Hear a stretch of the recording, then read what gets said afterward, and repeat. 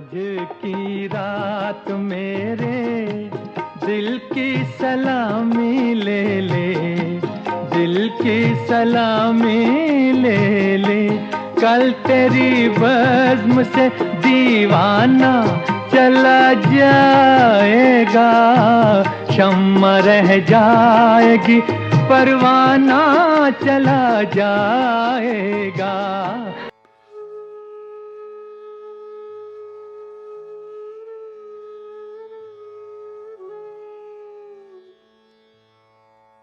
हमारे बाद इस महफिल में अफसाने बयां होंगे, हमारे बाद इस महफिल में अफसाने बयां होंगे।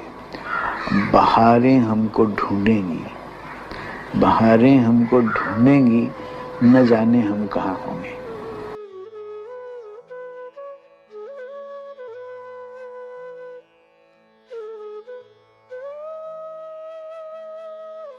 कल तेरी बज़्म से दीवाना चला जाएगा, शम्मा रह जाएगी, परवाना चला जाएगा। शम्मा रह गई है और परवाना सिनेमाई जगत को अलविदा कहकर चला गया है। 98 वर्ष की उम्र में आज बंबई में हिंदी सिनेमा के ट्रेजेडी किंग कोहिनूर दिलीप कुमार ने अंतिम सांस ली। To explore the shades of his legacy of an artistic genius, we are joined by famous prominent Bollywood trade analyst Komal Nahta, publisher of Film Information and also a television show host. Nahta has been an anchor of the trade show ETC Bollywood Business on the Bollywood TV channels ETC and Zee Cinema. He has also been on the advisory board of Cinema Capital and other top companies. Sir, we welcome you on our platform, The Voices. Thank you. Thank you.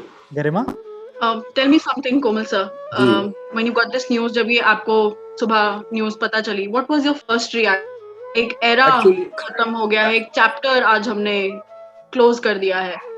बिल्कुल, मुझे एक television channel से phone आया and I was woken up from my sleep actually with this sad news. So I woke up with a very hard and दुख हुआ। Of course, सबको एक न एक दिन जाना है, लेकिन जब चला जाता है वो इंसान तो दुख तो होता है। और ये तो इंसान नहीं थे, ये तो अपने आप में एक स्कूल थे, एक यूनिवर्सिटी थे, एक इंस्टीट्यूशन थे। मेरे ख्याल से जो भी बॉलीवुड में आता है वो ये सपना लेकर आता है कि मुझे दिलीप कुमार जैसे बनना है। And I think he has been an inspiration generations of actors. Komal sir, आपने कहा कि वो बहुत सारे एक्टर्स के लिए जो आज भी इस सिनेमाई जगत में कदम रखने की कोशिश कर रहे हैं, उनके लिए इंस्पिरेशन है। The very first part of his legacy which keeps on inspiring people till date, you know, it's the adjective of the tragedy king. So legacy के उस part के लिए this tragedy thing adjective, you know, what's your take on this thing? मेरे ख्याल से वो tragic roles इस प्रकार करते थे कि वो ऑडियंस को रुलाते थे। ऑडियंस को ऐसे लगता था कि हम में से एक इंसान के ऊपर जो दिलीप कुमार के किरदार पर बीत रही होती थी, ऑडियंस को लगता था कि हम में से एक इंसान है जिसकी कहानी है और हम कैसे नहीं रोएंगे, हमको रोना आएगा ही आएगा। इसलिए शायद उन्हें जो खिताब मिला और ट्रेजेडी किंग का, वो बिल्कुल सही था। वो ऐसे किरदार में ढल जाते थे, ऐसे किरदार में घुस जाते थे कि दिलीप कुमार कौन है ये कहना मुश्किल हो जाता था। वो उस किरदार को निभाते थे। और मेरे ख्याल से जो उन एक्टर्स को एक बार कैमरा ऑन हो जाता है, उसके बाद आप भूल जाइए कि आप कौन से एक्टर हैं, आपका नाम क्या है, आप वो किरदार है जो किरदार निभा रहे हैं। उसके उठने का ढंग, चलने का ढंग, बोलने का ढंग, हिलाने का ढंग, आंखों से देखने का ढंग, हाथ पैर हिलाने का ढंग, वो सब उस किरदार के अनुसार होना चाहिए, ना कि आपका पर्सनल जो आप एक्टर हैं वो नहीं होना चाहिए। तो sink your actor into the character which you are playing. Sir, आपने कहा अभी कि नॉट जस्ट बॉलीवुड एक्टर्स, उन्होंने हम आम लोगों को भी बहुत इंस्पायर किया अपने कैरेक्टर्स से, अपने रोल्स, अपने जेस्चर्स से।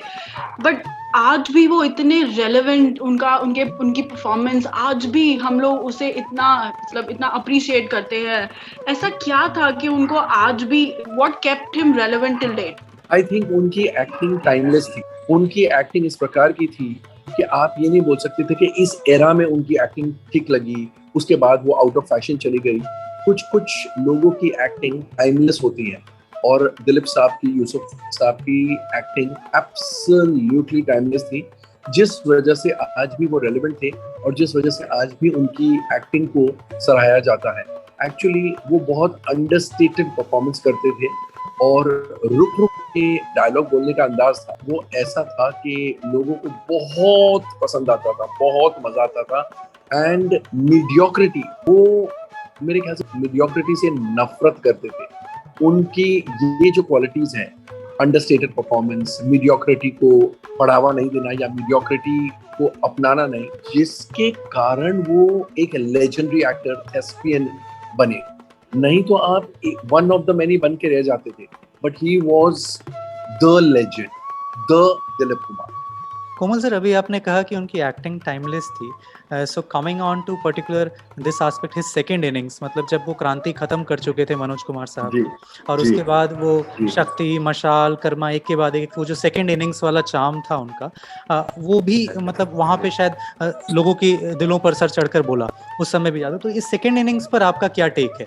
सेकेंड इनिंग्स में भी वो वैसे ही चमके जिस तरह फर्स्ट इनिंग्स में चमके। नहीं तो इतने एजेड एक्टर के लिए इतने बड़े और इतने मीटी रोल्स लिखना वो अपने आप में एक बहुत बड़ी बात है। इन रिसेंट टाइम्स मैं वो अमिताभ बच्चन साहब के लिए देख रहा हूँ, जो भी हम सब मानते हैं कि एक ग्रेट एक्टर है।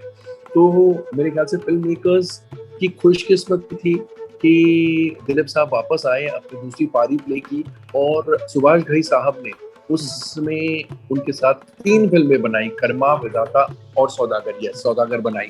तो मेरे ख्याल से Subhash Ghai was very lucky कि उनके साथ, very lucky besides being talented, of course. Talented नहीं होते तो दिलीप साहब इतनी 3 फिल्में करते ही नहीं एक फिल्म मेकर के साथ। लेकिन उनका रेलेवेंस, जो आपने प्रीवियस क्वेश्चन मुझे पूछा ना कि क्या कारण था कि वो आज भी रेलेवेंट थे, इससे मालूम चलता है कि कैरेक्टर में कैसे घुसते हैं एक सीनियर एक्टर, जो ऑब्वियसली उन फिल्मों में he was not the romantic lead but character थे एंड एक लीडिंग एक्टर थे। कैसे वो लीडिंग एक्टर यंगर एक्टर्स के लिए इंस्पिरेशन थे और कैसे वो अपने आप को रेलेवेंट उन्होंने रखा after 20 and 30 years of acting। उनसे सीखने वाली बात। एब्सोल्युटली सर, अगर ट्रेड एनालिसिस की करें उनकी मूवीज की, सो एक मूवी ऐसी थी जिसने सिर्फ ब्लैक एंड व्हाइट में ही नहीं लेकिन कलर्ड एरा में भी धमाका मचा दिया था, and that was Mughale Azam. Yes, yes, बिल्कुल, बिल्कुल। एंड मेरे ख्याल से वो पहली पिक्चर थी जो ब्लैक एंड व्हाइट से कलर में कन्वर्ट की गई थी। कन्वर्ट हुई थी जी। हाँ, और इसलिए इतनी एक्साइटमेंट थी। एक तो सुपर डुपर हिट फिल्म रही थी, एंड सेकेंडली जो कलराइजेशन हुआ था, मुझे याद है मैंने उसका प्रीमियर एरोस सिनेमा जो चर्च गेट पर है वहां पर अटेंड किया था। जो पागलों जैसी भीड़ इकट्ठा हुई थी लोगों की, just to have a glimpse कि ये प्रिंट आ रही है, इसका प्रीमियर हो रहा है इतने सालों बाद। और कलर्ड वर्जन ने भी, कलराइज्ड वर्जन ने भी बहुत अच्छा बिजनेस किया था, बिकॉज एक होल न्यू जनरेशन, कई जनरेशन जिन्होंने ब्लैक एंड व्हाइट नहीं देखी थी, तो उनके लिए तो एक बहुत ही बड़ी बात थी कि ये ब्लैक एंड व्हाइट एरा वाली फिल्म कलराइज होके आई है, चलो हम ये देखते हैं। एंड लोगों ने उसको बहुत पसंद किया था। तो definitely that itself speaks volumes for his brilliance. Film maker तो थे ही ब्रिलियंट, फिल्म तो थी ही एक्स्ट्राऑर्डिनरी, लेकिन फिल्म एक्स्ट्राऑर्डिनरी तभी हो सकती है जब उनके पात्र या उनके एक्टर्स इतने अच्छे हो। एंड इसलिए मैं क्रेडिट दिलीप साहब को भी दूंगा कि पहली कलर फिल्म उनकी थी और जिसने बहुत अच्छा बिजनेस किया। बॉक्स ऑफिस पर वो बहुत सक्सेसफुल रही। नहीं तो आज के दौर की फिल्मों के बीच में एक 60s की और 50s की फिल्म को आप डाल दो, कोई चांस ही नहीं है। लेकिन इस फिल्म ने उस जमाने में कलराइज होने के बाद भी अच्छा, बहुत अच्छा बिजनेस किया। सर, कुछ ऐसी चुनिंदा परफॉर्मेंसेस जो दिलीप साहब की आपके जहन में बसी हुई हैं? ऑफ कोर्स मुगले आजम, नया दौर, कर्म, ये सब नई फिल्में तो ऑफ कोर्स आप सच अ फैन। कर्मा हो, शक्ति, ओ माय गॉड, ए भाई, ए भाई, ए भाई। एक्चुअली शक्ति के डिस्ट्रीब्यूटर मेरे पापा ने शक्ति खरीदी थी एक टेरिटरी के लिए, Mysore territory, if I am not mistaken.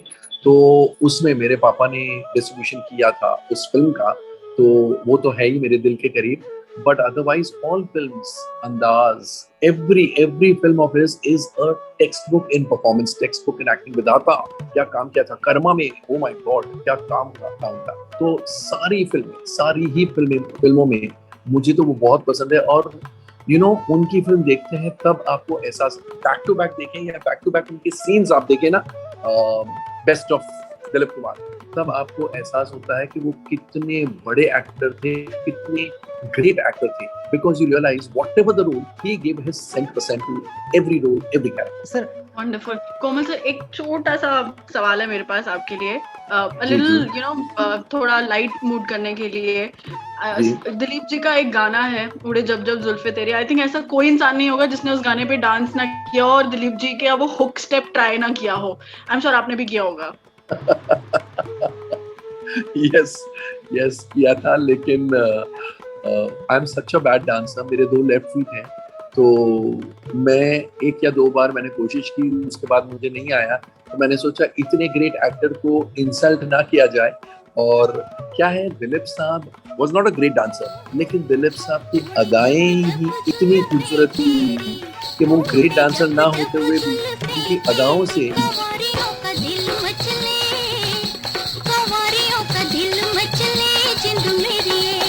जब ऐसे चिकने चेहरे हो, जब ऐसे चिकने चेहरे, तो कैसे न नजर फिसले, तो कैसे न नजर फिसले जिंद मेरी ये। कोमल सर, आज के समय में आमिर खान को लेकर मिस्टर परफेक्शनिस्ट की बात होती है। It's being talked about that he is very choosy about script, you know.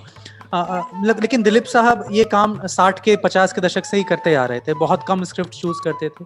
उनका एक जो रिलेशन था Correct. अपने प्रोड्यूसर्स के साथ, Correct. वो बहुत जबरदस्त रिलेशंस मेंटेन करते थे। कई बार ऐसी फिल्में होती थी जिनके स्क्रिप्ट्स को लेकर के प्रोड्यूसर्स तैयार नहीं होते थे डायरेक्टर्स के पास, लेकिन दिलीप कुमार जब पर्सनली अप्रोच करते थे। तो अब ये ऐसा कैरेक्टर सिनेमाई जगत में एक बिजनेस को एक किक देने के लिए, एक अब सिनेमा बिजनेस में अपने आप को रेलेवेंट रखने के लिए कितना ये कॉम्प्लीमेंटिंग फैक्टर होता है या कितना ये लिमिटिंग फैक्टर होता है? नहीं, कॉम्प्लीमेंटिंग फैक्टर होता है, बिकॉज सिनेमा एक ऐसा पेशा है जो आर्ट के साथ साथ बिजनेस भी है। तो जो एक्टर आर्ट तो समझते ही है, इसलिए वो एक्टर है। जो एक्टर आर्ट के साथ साथ बिजनेस ऑफ सिनेमा को अंडरस्टैंड करता है, उसी की लॉन्जिविटी रहती है, वो ही लंबा चलता है, चाहे वो शाहरुख खान हो, आमिर खान हो या दिलीप साहब रहे। तो इसलिए बहुत कॉम्प्लीमेंट्री होता है। एंड जो producer commercial viability of projects आप समझ ले, मेरे ख्याल से वो बहुत अच्छी और बहुत बड़ी बात है। शायद इसीलिए प्रोड्यूसर्स 3-3, 4-4 साल के ब्रेक के बाद जब भी दिलीप कुमार साहब आते थे मूवी करने, उनको प्रोड्यूस करने के लिए तैयार रहते थे। Yes, बिल्कुल। Not just was he a great actor, but he was also very sharp in his business acumen. Komal sir, आपको लगता है कि अब when someone so legend, so humble and such a great actor, when he leaves us, और जब वो एक era खत्म होता है, तो क्या चीजें फिर वैसी की वैसी रहती हैं? क्या हम वही उनके वो पुराने गाने, उनके वो कैरेक्टर्स उतनी ही अच्छी तरीके से एंजॉय कर पाते हैं? Of course, अब तो सिर्फ यादें ही रह गई है, इसलिए we will be able to enjoy, but मुझे नहीं लगता है कि एक और दिलीप कुमार पैदा हो सकता है। I just hope उनका रीइंकार्नेशन हो और 20-25 साल बाद एक और दिलीप कुमार आए। बट आज की तारीख में, आज के दिन जब दिलीप साहब का इंतकाल हुआ है, बड़े ही हैवी हार्ट के साथ मुझे कहना पड़ रहा है कि there never will be another Dilip Kumar, there never was and there never will be। Sir, उनकी जो अर्लियर मूवीज थी, जो शुरुआती दशक की उनकी मूवीज थी, बीट नया दौर और इस तरह की पैगाम, इस तरह की मूवीज जहाँ पे वो कभी लीडर, जहाँ पे वो कभी ट्रेड यूनियन लीडर, कभी इस तरीके की भूमिकाएं निभा रहे थे, जो कि पोस्ट इंडिपेंडेंस इंडिया में जो हमारा डेवलपमेंट चल रहा था, उस कॉन्टेक्स्ट में, उस डेवलपमेंट के डिस्कोर्स में बहुत ज़्यादा रिलेवेंट। आपको कहाँ तक लगता है कि उन सारे किरदारों की वजह से he was a true iconic figure of the post Indian heroism, and शायद इस वजह से क्या वो हिंदी सिनेमा से ऊपर उठकर इंडियन सिनेमा में उनकी जगह कहाँ बनती है सर? बहुत बहुत ऊपर बनती है। देखिए, कोई भी एक्टर एक मासेस का हीरो बन जाता है, उसके लिए जरूरी है कि सोसाइटल प्रॉब्लम्स को वो टैकल करे या सोसाइटल प्रॉब्लम्स को पर्दे पर लेकर आए। एंड क्योंकि उन्होंने इस प्रकार की फिल्मों में काम किया, वो मासेस के हीरो बन गए। Masses started looking at Dilip Kumar या एट द कैरेक्टर्स ही प्लेड, जैसे कि वो सफर कर रहे हैं और उनका हीरो आ गया है उनके दुख दर्द को मिटाने के लिए, उनके उन्हें दुख दर्द से बाहर लेके जाने को। तो मेरे ख्याल से उन्होंने बहुत ही, जैसा मैंने कहा, बिजनेस एक्यूमेन शार्प था। उन्होंने इन प्रकार की फिल्मों में काम किया जिसकी वजह से वो मासेस के हीरो बहुत जल्द बन गए एंड मासेस ने उनके साथ आइडेंटिफाई करना शुरू कर दिया एंड मासेस को लगा कि ये हमें दुख दर्द से मतलब फ्री कर सकते हैं। एंड सर, आप बहुत समय से इंडस्ट्री में जो बज़ रहता है उसको मॉनिटर करते रहते हैं अलग-अलग कॉन्टेक्स्ट में। दिलीप कुमार साहब ने एक बार एक बात कही थी कि मैंने अपने जूते का जो साइज़ है वो अपने पैड से बड़ा साइज़ छोड़ रखा है, आने वाली जनरेशंस के, ताकि उसमें फिट कर सके अपने आप को। आपको दिलीप कुमार साहब इन सारी बातों से और भी जो किस्से उनके सुने होंगे, एक एक्टर से बढ़कर एक रिफाइंड ह्यूमन बीइंग, एक इंस्पायरिंग, एक एडिफाइंग ह्यूमन बीइंग के रूप में आपकी क्या कुछ ऐसी कहानियां हैं जो आपने सुनी है उनके बारे में, जो आपको उनकी शख्सियत से ज्यादा एक शख्स के रूप में उनकी पहचान करवाती है? एक्चुअली मेरे पापा जो इंडस्ट्री के लीडर रह चुके हैं, अब तो वो है नहीं, उन्होंने एक पब्लिक प्लेटफॉर्म पर कहा था कि 2 ही एक्टर्स हैं जो कैमरा ऑन होते हुए सिर्फ आके खड़े हो जाए तो पब्लिक तालियां बजाएगी, क्योंकि पब्लिक को ये पता है कि ये ग्रेट एक्टर्स हैं। एक है महमूद, कैमरा ऑन होते ही वो सिर्फ आके खड़े हो जाए तो लोग हंसना शुरू कर देते हैं, बिकॉज उनकी छवि ऐसी है, उनका परफॉर्मेंस, उनका बॉडी ऑफ वर्क ऐसा है। दूसरे हैं दिलीप साहब, उनको कुछ करने की जरूरत नहीं, कैमरा ऑन, वो आके खड़े हो जाए तो तालियों से हॉल गूंजने लगे, बिकॉज उनका बॉडी ऑफ वर्क ऐसा है कि people know he such a great actor. मेरे ख्याल से वो इतना पर्टिनेंट कमेंट था कि that just shows what a great actor he was and great human being तो थे, बिकॉज जिन्होंने भी उनके साथ इंटरेक्शन किया, मैं तो इंडस्ट्री में बहुत लेट आया इसलिए मेरा सौभाग्य नहीं था, लेकिन बाकी जिन्होंने भी इंटरेक्ट किया उनका ये कहना है और उनका ये सोचना है कि he was such a great human being besides being the great actor that he was. Thank you so much, Komal sir, for joining with us. It's for talking to us, and it's always a pleasure जब किसी ऐसे legend के बारे में कुछ नया जानने को मिलता है, so हमारे पास भी एक उनकी याद बन के रह जाती है. Yes. So thank you so much again. Thank you, Komal sir. Thank you. Thank you, sir. Thank you.